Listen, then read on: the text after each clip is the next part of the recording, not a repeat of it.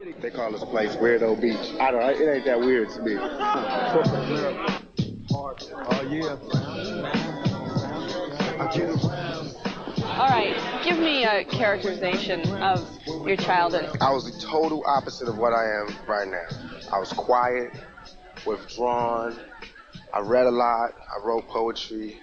At what point in your early life were you introduced to this quote-unquote thug mentality? When I was out there by myself, with nowhere to stay and no money. Which city? Bits of it was in Baltimore. Pieces of it was in Marin City. And then the rest came in Oakland. And what was your first introduction? Drug dealers, pimps, prostitutes. That's really it. Criminals. They the only people that cared about me at that point. When I had nowhere to go, but you said and I was your mother hungry, always cared about you. She did, but she was lost at that particular moment. She wasn't caring about herself at that moment.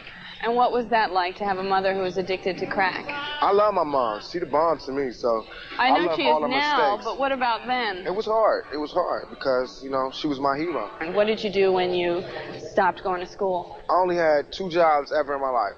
One was in Round Table Pizza. I used to make the pizza, but it was good. It was the perfect job to have it because I was hungry and I got to like eat all the toppings off people's pizza. That's why, because everything is right there. Could you imagine? I was making pizzas on the side, bringing pizzas home. I'm calling in my own deliveries.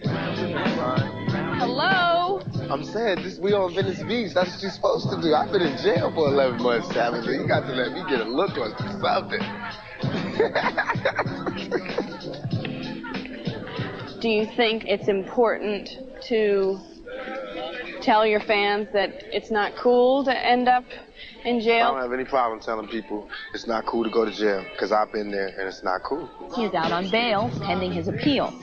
Since his release, he's rarely left the studio, where he's recording tracks for his upcoming double album.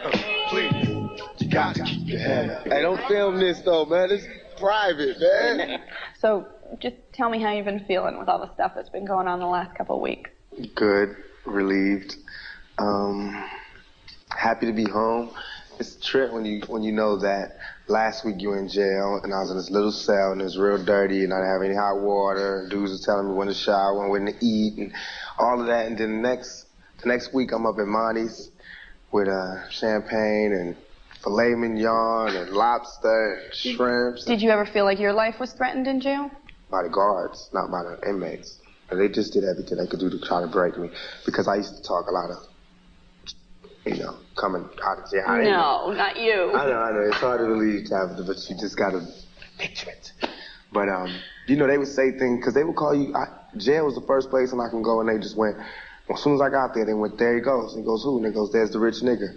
I was like, oh, he said nigger. He said nigger. And everybody's looking at me like, so? I was like, oh my God, this is where I'm gonna be staying? He just said nigger. Well, you got niggas in one of your records. Niggas. He's talking about niggers. Niggers was the ones on the rope hanging out the thing.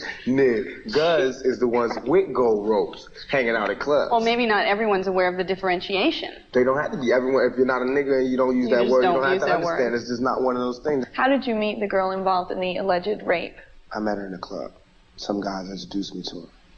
Sorry. I met her in the club. Some guys introduced me to her. And she was very forward with you? Extremely.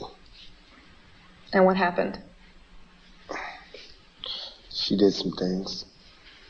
And sexual things? We got together, yeah. She did some things there at the club, and we got together later that night. I saw her again another time with these guys that introduced me to her. Everybody was having a good time.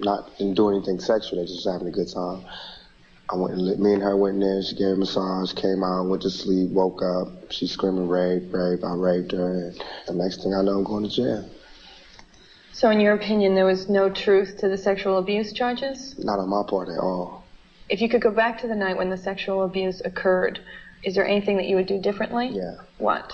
I would not have closed my eyes until she was out of the room, until everybody was out of the room. I've grown up with tons of wild stories from lots of legendary rock bands and things that they did with their groupies. Do you feel like there's a double standard for black artists and white artists and how they entertain their groupies? Yes, it is a double standard. Because America's scared of a black man's sexuality. And they only see us as brutes who can only go, hammer girl. They just can't imagine us being any other way. And that's why it was so easy for people to believe that I could do this. It seemed like there was a time, though, that you were definitely reveling in the image of sort of being wild and crazy. And what got you off that path? 5 hot bullets. Well, tell me what happened at the recording studios in Times Square. I got shot 5 times. I walked in, some dudes walked in and shot me up. Took some jewelry. Do you know who shot you? No. Is that a no or is that a maybe? No, I don't know who shot me. So does that mean that you also have no idea why they shot you? No, I have no idea why they shot me. Do you think that they shot you just to get your jewelry? I don't know. It's like anybody's guess. I don't know.